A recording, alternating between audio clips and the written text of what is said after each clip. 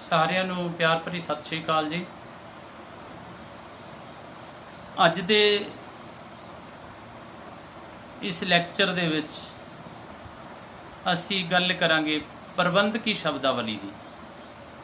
ਪਿਛਲੇ ਲੈਕਚਰ ਦੇ ਵਿੱਚ ਅਸੀਂ ਗੱਲ ਕੀਤੀ ਸੀ ਕਿ ਸਰਕਾਰੀ ਚਿੱਠੀ ਦੀ ਕਿ ਕਿਸ ਤਰੀਕੇ ਦੇ ਨਾਲ ਸਰਕਾਰੀ ਚਿੱਠੀ ਜਿਹੜੀ ਹੈ ਉਹ ਲਿਖਣੀ ਚਾਹੀਦੀ ਹੈ, ਵਿਸ਼ੇ ਦੀ ਕੀ ਮਹਾਨਤਾ ਹੁੰਦੀ ਹੈ, ਕਿਉਂ ਲਿਖਿਆ ਜਾਂਦਾ ਵਿਸ਼ਾ ਵਿਚਕਾਰ ਦੇ ਵਿੱਚ। ਜਦੋਂ ਅਸੀਂ ਦੇਖਦੇ ਹਾਂ ਕਿ ਇੱਕ ਪਾਸੇ ਸਾਡੀ ਉਹ ਦਫ਼ਤਰੀ ਚਿੱਠੀ ਤੇ ਦੂਸਰੇ ਪਾਸੇ ਇਹ ਜਿਹੜੀ ਸਾਡੀ ਪ੍ਰਬੰਧਕੀ ਸ਼ਬਦਾਵਲੀ, ਸੇਮ ਦੋਵੇਂ ਕਿਤੇ ਨਾ ਕਿਤੇ ਜੁੜਦੇ ਨੇ। ਇਹ ਸ਼ਬਦ ਜਿਹੜੇ ਨੇ ਦੋਵਾਂ ਦੇ ਵਿੱਚ ਇਹਨਾਂ ਸ਼ਬਦਾਂ ਦੀ ਜਿਹੜੀ ਆਪੋ ਆਪਣੀ ਅਟੈਚਮੈਂਟ ਹੈ, ਦੋਨਾਂ ਦੇ ਵਿੱਚ ਸਾਂਝੀਵਾਲਤਾ ਸਾਨੂੰ ਲੱਭੇਗੀ। ਜਿਹੜੀ ਸਾਡੀ ਇਹ ਆਫੀਸ਼ੀਅਲ ਟਰਮੀਨੋਲੋਜੀ ਜਿਸ ਨੂੰ ਅਸੀਂ ਕਹਿੰਦੇ ਆ ਪ੍ਰਬੰਧਕੀ ਸ਼ਬਦਾਵਲੀ, ਇਹ 5 ਅਲਫਾਬੈਟ ਤੱਕ ਹੈ। ਏ ਤੋਂ ਲੈ ਕਰਕੇ ਈ ਤੱਕ, A B C D E 5 alphabet. ਉਸ ਤੋਂ ਜਿਹੜੇ ਅਗਲੇ ਅਲਫਾਬੈਟ ਨੇ ਉਹ ਅਸੀਂ ਉਹਨਾਂ ਦੀ ਗੱਲ ਕਰਾਂਗੇ ਦੂਸਰੇ ਸਮੈਸਟਰ ਦੇ ਵਿੱਚ। ਲਗਭਗ 100 ਸ਼ਬਦ ਜਿਹੜੇ ਹੈ ਉਹ ਇੱਕ ਸਮੈਸਟਰ ਦੇ ਵਿੱਚ ਸਿਲੇਬਸ ਦੇ ਵਿੱਚ ਹਨ। ਇੱਥੇ ਬੇਟਾ ਮੈਂ ਅੱਖਰ ਔਰ ਸ਼ਬਦ ਦੇ ਵਿੱਚ ਭਿੰਨਤਾ ਪਹਿਲਾਂ ਸਾਂਝੀ ਕਰਾਂ। ਵੱਖਰੇਵਾ ਜਿਹੜੀ ਹੈ ਵੱਖਰੇਵੇ ਦੀ ਗੱਲ ਕਰਾਂ। ਕਈ ਵਾਰੀ ਅਸੀਂ ਅੱਖਰ ਨੂੰ ਵੀ ਸ਼ਬਦ ਬੋਲ ਜਾਂਦੇ ਹਾਂ। ਨਹੀਂ, ਅੱਖਰ ਕੱਲੇ ਕਹਿਰੇ ਵਰਣ ਨੂੰ ਕਿਹਾ ਜਾਂਦਾ। ਵਰਣਮਾਲਾ, ਐਲਫਾਬੈਟ।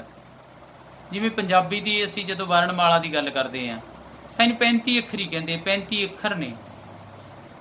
ਐਲਫਾਬੈਟ, ਰੋਮਨ ਲਿਪੀ 26 ਇਹਦੇ ਐਲਫਾਬੈਟ ਨੇ ਔਰ ਹਿੰਦੀ ਦੇ ਦੇਵਨਾਗਰੀ ਲਿਪੀ ਦੇ ਵਿੱਚ 52 ਜਿਹੜੇ ਅੱਖਰ ਨੇ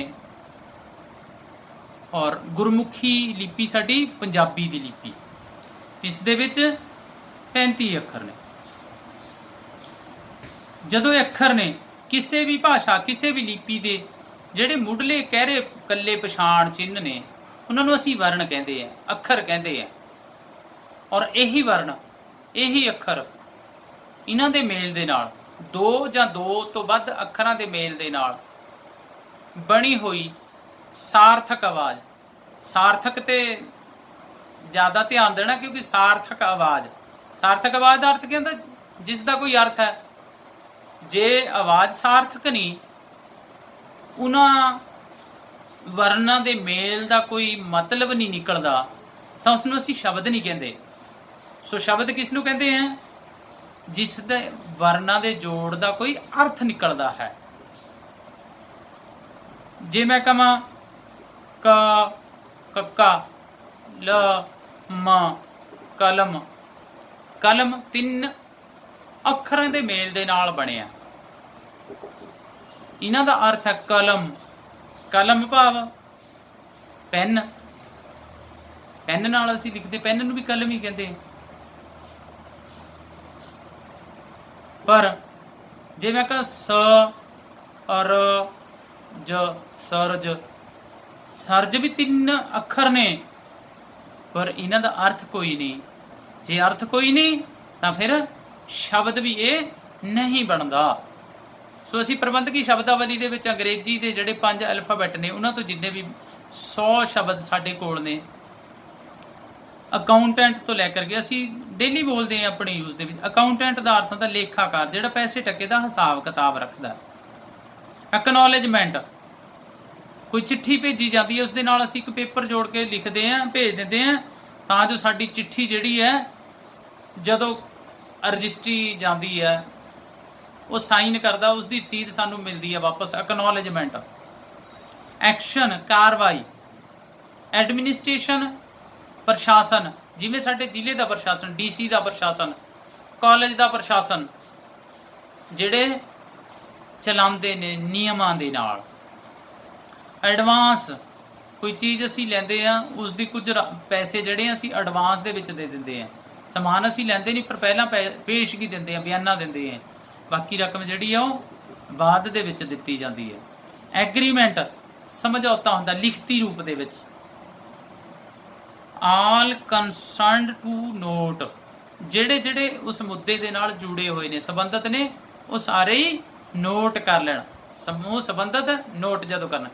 ਐਲੋਕੇਸ਼ਨ ਨਿਯਤ ਰਾਸ਼ੀ ਜਿਹੜੀ ਹੁੰਦੀ ਹੈ, ਜਿਹੜੀ ਮਿਲੀ ਹੋਈ ਰਕਮ ਹਿੱਸੇ ਦੀ। ਅਲੋਟਮੈਂਟ ਜਦੋਂ ਕੋਈ ਚੀਜ਼ ਵੰਡੀ ਜਾਂਦੀ ਹੈ, ਜਦੋਂ ਵੱਖਰੀ ਵੱਖਰੀ ਚੀਜ਼ਾਂ ਦੀ ਅਸੀਂ ਵੰਡ ਕਰਦੇ ਹਾਂ। ਅਲਾਉਂਸ ਦਾ ਹੁੰਦਾ ਭੱਤਾ, ਜਦੋਂ ਸੈਲਰੀ ਮਿਲਦੀ ਹੈ, ਸੈਲਰੀ ਦੇ ਨਾਲ ਬੇਸਿਕ ਪੇ ਦੇ ਨਾਲ ਜਿੰਨੇ ਅਲਾਉਂਸ ਮਿਲਦੇ ਆ, ਯੂਨੀਫਾਰਮ ਅਲਾਉਂਸ, ਟੈਲੀਫੋਨ ਅਲਾਉਂਸ, ਸੀਟੀ ਅਲਾਉਂਸ, ਇਹ ਸਾਰੇ ਅਲਾਉਂਸ ਹੁੰਦੇ ਆ। ਭੱਤਾ ਇਸ ਨੂੰ ਕਹਿੰਦੇ ਆ।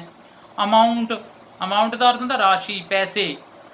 ਐਨੂਅਲ ਦਾ ਅਰਥ ਹੁੰਦਾ ਸਾਲਾਨਾ, ਸਾਲ ਦੇ ਵਿੱਚ ਇੱਕ ਵਾਰ। ਐਪਲੀਕੈਂਟ ਦਾ ਅਰਥ ਹੁੰਦਾ ਜਿਹੜਾ ਬੇਨਤੀ ਕਰਦਾ। ਪ੍ਰਾਰਥਕ ਹੁੰਦਾ, ਪ੍ਰਾਰਥੀ ਹੁੰਦਾ। ਔਰ ਐਪਲੀਕੇਸ਼ਨ ਪ੍ਰਾਰਥੀ ਵੱਲੋਂ ਲਿਖੀ ਗਈ ਚਿੱਠੀ, ਪ੍ਰਾਰਥਨਾ ਪੱਤਰ। ਅਪਾਇੰਟਮੈਂਟ ਅਥਾਰਟੀ, ਜਿਸ ਦੇ ਕੋਲੇ ਨਿਯੁਕਤੀ ਕਰਨ ਦੀ ਤਾਕਤ ਹੁੰਦੀ ਹੈ, ਪਾਵਰ ਹੁੰਦੀ ਹੈ, ਯਾਨੀ ਨਿਯੁਕਤੀ ਅਧਿਕਾਰੀ। Appointment authority. ਔਰ ਅਪਾਇੰਟਮੈਂਟ ਜਦੋਂ ਨਿਯੁਕਤੀ ਹੋ ਜਾਂਦੀ ਹੈ। ਅਪਰੂਵਲ ਦਾ ਅਰਥ ਹੁੰਦਾ ਜਦੋਂ ਪ੍ਰਵਾਨਗੀ ਪ੍ਰਾਪਤ ਹੁੰਦੀ ਹੈ, ਅਨੁਮੋਦਨਾ ਜਦੋਂ ਉਸ ਦੀ ਮਿਲ ਜਾਂਦੀ ਹੈ। ਔਰ ਅਪਰੋਕਸੀਮੇਟ ਜਦੋਂ ਪੂਰੀ ਤਰੀਕੇ ਦੇ ਨਾਲ ਸਹੀ ਨਾ, ਲਗਭਗ। ਏਰੀਅਰ ਹੁੰਦਾ ਬਕਾਇਆ, ਜਦੋਂ ਸੈਲਰੀ ਦਾ ਸਾਨੂੰ ਕੁਝ ਹਿੱਸਾ ਪਹਿਲਾਂ ਮਿਲਦਾ ਹੈ ਨਾਲ, ਜਿਹੜਾ ਕਈ ਵਾਰ ਸੈਲਰੀ ਵਧੀ ਹੁੰਦੀ ਹੈ ਪਰ ਉਸ ਵੇਲੇ ਨਹੀਂ ਮਿਲਦੀ, ਉਸ ਨੂੰ ਅਸੀਂ ਜਦੋਂ ਬਾਅਦ ਦੇ ਵਿੱਚ ਲੈਂਦੇ ਤਾਂ ਬਕਾਇਆ ਕਹਿੰਦੇ। ਐਜ਼ ਡਿਜ਼ਾਇਰ ਦਾ ਅਰਥ ਹੁੰਦਾ ਬੇਟਾ ਇੱਛਾ, ਐਜ਼ ਇੱਛਾ ਦੇ ਅਨੁਸਾਰ। ਐਜ਼ ਅਰਲੀ ਐਜ਼ ਪੋਸੀਬਲ, ਜਿੰਨੀ ਛੇਤੀ ਹੋ ਸਕੇ। ਜਦੋਂ ਅਸੀਂ ਰਿਕੁਐਸਟ ਕਰਦੇ ਹਾਂ ਬਈ ਜਿੰਨੀ ਛੇਤੀ ਹੋ ਸਕੇ ਤੁਸੀਂ ਇਸ ਨੂੰ, ਸਮੱਸਿਆ ਨੂੰ ਸਾਡੀ ਦਾ ਜਿਹੜਾ ਨਿਪਟਾਨ ਕੀਤਾ ਜਾਵੇ। ਔਰ ਅਸੈਸਮੈਂਟ ਕੀ ਹੁੰਦਾ? ਮੁੱਲ ਨਿਰਧਾਰਿਤ ਕੀਤਾ ਜਾਂਦਾ, ਮੁੱਲ ਨਿਰਧਾਰਨ। ਅਸੈਸਮੈਂਟ ਤੁਹਾਡੀ ਪੇਪਰਾਂ ਤੋਂ ਪਹਿਲਾਂ ਵੀ ਅਸੈਸਮੈਂਟ ਭੇਜੀ ਜਾਂਦੀ ਹੈ ਇੱਕ ਟੀਚਰ ਵੱਲੋਂ। ਉਹ ਪਹਿਲੀ ਜਿਹੜਾ ਪਾਸ ਹੁੰਦਾ ਗੁਰੂ ਉਸ ਨੂੰ ਪਾਸ ਕਰਦਾ, ਜੇ ਪਹਿਲੀ ਗੁਰੂ ਫੇਲ ਕਰ ਦਿੱਤਾ ਜਿੰਨਾ ਮਰਜ਼ੀ ਵਧੀਆ ਕਰ ਲਓ, ਉਹ ਪਾਸ ਨਹੀਂ, ਕਿਉਂਕਿ ਉਹਨਾਂ ਨੇ ਮੁੱਲ ਜਿਹੜਾ ਨਿਰਧਾਰਿਤ ਗੁਰੂ ਜੀ ਨੇ ਪਹਿਲਾਂ ਕਰਤਾ। ਔਰ ਐਸਿਸਟੈਂਟ ਸਹਾਇਕ ਹੁੰਦਾ, ਜਿਹੜਾ ਸਹਾਇਤਾ ਕਰਦਾ। ਐਸਿਸਟੈਂਟ ਤੋਂ ਬਾਅਦ as the case may be ਵੀ ਜਿਹੋ ਜਿਹੀ ਹਾਲਾਤ ਦੇ ਵਿੱਚ ਨੇ, ਜਿਹੋ ਜਿਹੀ ਵੀ ਹਾਲਤ ਹੋਵੇ ਉਸੇ ਤਰੀਕੇ ਦੀ। ਅਟੈਚਡ ਹੇਅਰ ਵਿਦ, ਜਦੋਂ ਪੇਪਰ ਦੇ ਨਾਲ, ਐਪਲੀਕੇਸ਼ਨ ਦੇ ਨਾਲ ਅਸੀਂ ਕੁਝ ਡਾਕੂਮੈਂਟ ਨੱਥੀ ਕਰਦੇ ਹਾਂ, ਜੋੜਦੇ ਹਾਂ। ਅਟੈਂਡੈਂਸ, ਡੇਲੀ ਦੀ ਜਿਹੜੀ ਅਸੀਂ ਹਾਜ਼ਰੀ ਲਗਾਉਂਦੇ ਹਾਂ। ਅਟੈਂਸ਼ਨ ਇਜ਼ ਇਨਵਾਈਟਡ, ਧਿਆਨ ਦਿਵਾਇਆ ਜਾਂਦਾ ਜਦੋਂ ਅਸੀਂ ਅਨਾਉਂਸ ਕਰਨੀ ਹੁੰਦੀ ਹੈ ਕੋਈ ਵੀ ਚੀਜ਼ ਹਾਲ ਦੇ ਵਿੱਚ, ਖੁੱਲੇ ਦੇ ਵਿੱਚ, ਤਾਂ ਅਟੈਂਸ਼ਨ ਇਜ਼ ਇਨਵਾਈਟਡ, ਸਾਰਿਆਂ ਦਾ ਧਿਆਨ ਆਪਣੇ ਵੱਲ ਖਿੱਚਿਆ ਜਾਂਦਾ ਹੈ। ਅਟੈਸਟਡ ਕਾਪੀ ਕੀ ਹੁੰਦਾ? ਜਦੋਂ ਕੋਈ ਵੀ ਕਾਪੀ ਹੈ ਜਿਹੜੀ ਉਹ ਕਿਸੇ ਵੀ ਅਧਿਕਾਰੀ ਤੋਂ ਤਸਦੀਕ ਕਰਵਾਈ ਜਾਂਦੀ ਹੈ, ਨਕਲ ਕਰਵਾਈ ਜਾਂਦੀ ਹੈ ਮੂਲ ਕਾਪੀ ਤੋਂ ਲੈ ਕਰਕੇ। ਐਜ਼ ਯੂਰ ਅਰਲੀਐਸਟ ਕਨਵੀਨੀਅੰਸ, ਜਿੰਨੀ ਛੇਤੀ ਹੋ ਸਕੇ, ਜਿੰਨੀ ਛੇਤੀ। ਆਡਿਟ, ਲੇਖਾ ਪੜਤਾਲ, ਜਦੋਂ ਦਫ਼ਤਰਾਂ ਦੇ ਵਿੱਚ ਆਡਿਟ ਡਿਪਾਰਟਮੈਂਟ ਵੱਲੋਂ, ਜਾਂ ਕਿਸੇ ਵੀ ਘਰ ਦੇ ਵਿੱਚ ਵੀ ਆਡਿਟ ਹੋ ਸਕਦਾ, ਕੋਈ ਵੀ ਸਮਾਨ ਲਿਆਇਆ ਹੋ ਉਸ ਦੀ ਜਾਂਚ ਪੜਤਾਲ ਜਦੋਂ ਮੁੜ ਕੇ ਕੀਤੀ ਜਾਂਦੀ ਹੈ। ਅਥਾਰਟੀਜ਼ ਜਿਨ੍ਹਾਂ ਅਧਿਕਾਰੀ ਵਰਗ, ਜਿਨ੍ਹਾਂ ਨੂੰ ਅਥਾਰਟੀ ਦਿੱਤੀ ਗਈ ਹੈ, ਜਿਨ੍ਹਾਂ ਨੂੰ ਪਾਵਰ ਦਿੱਤੀ ਗਈ ਹੈ। ਬੈਲੈਂਸ, ਬਕਾਇਆ। ਬੇਸਡ ਔਨ ਫੈਕਟਸ, ਤੱਥਾਂ ਤੇ ਆਧਾਰਿਤ। ਬੇਸਿਕ ਪੇ, ਮੂਲ ਵੇਤਨ, ਮੈਂ ਗੱਲ ਕਰ ਰਿਹਾ ਸੀ ਨਾ ਅਲਾਉਂਸ, ਪਹਿਲਾਂ ਬੇਸਿਕ ਪੇ ਹੁੰਦੀ ਹੈ, ਉਸ ਦੇ ਨਾਲ ਜਿਹੜੇ ਜੁੜਦੇ ਨੇ ਸਾਰੀ ਹੋਰ ਸੈਲਰੀ ਮਿਲਦੀ ਹੈ, ਉਸ ਨੂੰ ਅਸੀਂ ਕੀ ਕਹਿੰਦੇ ਹਾਂ? ਅਲਾਉਂਸ। ਔਰ ਪਹਿਲੀ ਕੀ ਹੁੰਦੀ ਹੈ? ਬੇਸਿਕ ਪੇ। मूल वेतन, बिल बिल बनते हैं ਜਿਹੜੇ, बुक पोस्ट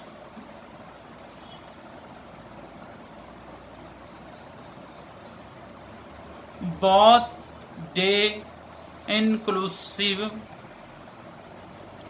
दोहां दिनां समेत, ब्रांच शाखा, ब्रिंग टू नोटिस ध्यान दिवाना, ब्रॉड फॉरवर्ड पिछला जोड़ ਜਿਹੜਾ ਅੱਗੇ ਦਿਖਾਇਆ ਜਾਣਾ। ਤੁਸੀਂ ਬੈਂਕ ਦੇ ਵਿੱਚ ਆਪਣੀ ਕਾਪੀ ਦੇਖੋਗੇ ਜਦੋਂ ਐਂਟਰੀ ਕਰਾਉਂਦੇ ਆ, ਜਦੋਂ ਅਸੀਂ ਅਗਲੇ ਪੇਜ ਤੇ ਐਂਟਰੀ ਹੁੰਦੀ ਤਾਂ ਬਰੌਡ ਫਾਰਵਰਡ ਹੀ ਹੁੰਦਾ, ਲੈਜਰ ਦੇ ਉੱਪਰ ਖਾਤਾ ਜਿਹੜਾ ਅੱਗੇ ਕੈਰੀ ਕੀਤਾ ਜਾਂਦਾ, carry forward, broad forward. Calculation ਜਿਹੜਾ ਹਿਸਾਬ ਕਿਤਾਬ ਸਾਡਾ ਜੋੜ ਘਟਾ ਅਸੀਂ ਕਰਦੇ, ਕੈਲਕੂਲੇਸ਼ਨ ਕੈਲਕੂਲੇਟਰ ਦੇ ਵਿੱਚ ਕੀਤੀ ਜਾਂਦੀ ਹੈ। ਕੈਪੀਟਲ, ਕੈਪੀਟਲ ਦਾ ਅਰਥ ਪੂੰਜੀ ਵੀ ਹੁੰਦਾ ਹੈ, ਸਰਮਾਇਆ ਜਿਸ ਨੂੰ ਅਸੀਂ ਕਹਿੰਦੇ ਹਾਂ। ਕੈਪੀਟਲ ਦਾ ਅਰਥ ਰਾਜਧਾਨੀ ਵੀ ਹੁੰਦਾ ਹੈ। ਕੈਪੀਟਲ ਦੇ ਵਿੱਚ ਐਲਫਾਬੈਟ ਅੰਗਰੇਜ਼ੀ ਦੀ ਲਿਖਦੇ ਆ, ਕੈਪੀਟਲ ਲੈਟਰ ਦੇ ਵਿੱਚ ਭਾਵ ਬੜੇ ਅੱਖਰਾਂ ਦੇ ਵਿੱਚ। ਇੱਥੇ ਇੱਕੋ ਹੀ ਇਸ ਅੱਖਰ ਤੋਂ, ਸ਼ਬਦ ਤੋਂ, ਇੱਕ ਸ਼ਬਦ ਦੇ ਜਦੋਂ ਬਹੁਤ ਅਰਥ ਨਿਕਲਦੇ ਹੋਣ, ਬਹੁ ਅਰਥੀ ਸ਼ਬਦ ਵੀ ਅਸੀਂ ਇਸ ਨੂੰ ਕਹਿੰਦੇ। ਕੀ ਕਹਿੰਦੇ ਆ? ਬਹੁ ਅਰਥੀ ਸ਼ਬਦ। ਇੱਕੋ ਹੀ ਸ਼ਬਦ ਦੇ ਜਦੋਂ ਬਹੁਤ ਜ਼ਿਆਦਾ ਅਰਥ ਨਿਕਲਦੇ ਹੋਣ ਉਸ ਨੂੰ ਅਸੀਂ ਬਹੁ ਅਰਥੀ ਸ਼ਬਦ ਵੀ ਬੋਲਦੇ ਹਾਂ। ਸਿਲੇਬਸ ਦੇ ਵਿੱਚ ਅੱਗੇ ਪਿੱਛੇ ਜੁੜਦੇ ਹਾਂ, ਅਸੀਂ ਪੜ੍ਹਦੇ ਹਾਂ। ਕੈਪੀਟਲ ਪੂੰਜੀ, ਧਨ, ਸਰਮਾਇਆ। ਕੈਪੀਟਲ ਰਾਜਧਾਨੀ, ਕੈਪੀਟਲ ਅੰਗਰੇਜ਼ੀ ਦੇ ਜਿਹੜੇ ਬੜੇ ਅੱਖਰ, ਕੈਪੀਟਲ ਲੈਟਰ।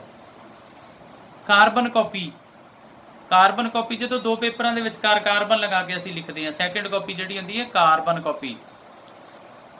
ਔਰ ਕੈਸ਼ ਬੁੱਕ ਜਿਸ ਨੂੰ ਅਸੀਂ ਕੈਸ਼ ਬੁੱਕ ਵੀ ਕਹਿੰਦੇ, ਰੋਕੜ ਬਹੀ, ਰੋਕੜ ਕਹਿੰਦੇ ਜਿਹਦੇ ਵਿੱਚ ਪੈਸੇ ਦਾ ਹਿਸਾਬ ਕਿਤਾਬ ਉਹ ਜਿਹੜਾ ਲਿਖਿਆ ਹੁੰਦਾ ਹੈ। ਕੈਸ਼ੀਅਰ ਜਿਹੜਾ ਪੈਸੇ ਰੱਖਦਾ ਹੈ, ਖਜ਼ਾਨਚੀ ਜਿਸ ਨੂੰ ਅਸੀਂ ਕਹਿੰਦੇ ਹਾਂ। ਕੈਸ਼ ਮੈਮੋ ਨਗਦ ਪੱਤਰ ਜਿਸ ਨੂੰ ਅਸੀਂ ਕਹਿੰਦੇ, ਕੈਸ਼ ਮੈਮੋ ਵੀ ਕਹਿੰਦੇ ਆ। ਇਹ ਜਿਹੜੇ ਅਸੀਂ ਬਹੁਤ ਸਾਰੇ ਸ਼ਬਦ ਨੇ ਜਿਹੜੇ ਅਸੀਂ ਹੂਬਹੂ ਉਸੇ ਧੁਨੀ ਦੇ ਨਾਲ ਦੂਸਰੀ ਭਾਸ਼ਾ ਦੇ ਵਿੱਚ ਵੀ ਵਰਤ ਲੈਂਦੇ ਆ। ਕੈਸ਼ ਮੈਮੋ ਤੋਂ ਬਾਅਦ ਕੈਜੂਅਲ ਲੀਵ ਹੁੰਦਾ। ਕੈਜੂਅਲ ਲੀਵ ਜਿਸ ਨੂੰ ਅਸੀਂ ਸੀਐਲ, ਅੱਜ ਛੁੱਟੀ ਦੇ ਹੈ। ਕੈਜੂਅਲ ਲੀਵ ਦਾ ਅਰਥ ਹੁੰਦਾ ਜਿਹੜੀ ਸਾਡੀ ਛੁੱਟੀ ਹੁੰਦੀ ਆ, ਅਕਸਮਾਤ ਜਿਹੜੀ ਅਸੀਂ ਲੈ ਸਕਦੇ ਆ ਕਦੇ ਵੀ, ਲੋੜ ਵੇਲੇ, ਸਬੱਬੀ ਛੁੱਟੀ ਕਹਿੰਦੇ ਆ ਜਿਸ ਨੂੰ। ਔਰ ਕੈਟਾਲੌਗ ਸੂਚੀ ਪੱਤਰ। ਕੈਟਾਲੌਗ ਕਦੋਂ ਬਣਾਉਂਦਾ? PhD ਜਦੋਂ ਕਰਦੇ ਆ ਅਸੀਂ ਉਸਦੀ ਪੁਸਤਕ ਸੂਚੀ ਜਿਹੜੀ ਆ ਉਹ ਤਿਆਰ ਕਰ ਲੈਂਦੇ ਆ। ਚੈਕਡ ਐਂਡ ਫਾਊਂਡ ਕਰੈਕਟ, ਜਦੋਂ ਸਟਾਕ ਵੈਰੀਫਿਕੇਸ਼ਨ ਹੁੰਦੀ ਹੈ ਤਾਂ ਇਹ ਵਰਡ ਜਿਹੜੇ ਆ ਯੂਜ਼ ਕੀਤੇ ਜਾਂਦੇ, ਚੈਕਡ ਐਂਡ ਫਾਊਂਡ ਕਰੈਕਟ, ਕਿ ਦੇਖੇ ਗਏ, ਪੜਤਾਲ ਕੀਤੀ ਗਈ ਔਰ ਠੀਕ ਜਿਹੜੇ ਆ ਉਹ ਨਿਕਲਿਆ। ਚੈੱਕ ਬੈਂਕ ਦੇ ਵਿੱਚ ਜਿਹੜੇ ਅਸੀਂ ਲਗਾਉਂਦੇ ਚੈੱਕ, ਜਿਸ ਰਾਹੀਂ ਪੇਮੈਂਟ ਲਈ ਜਾਂਦੀ ਹੈ।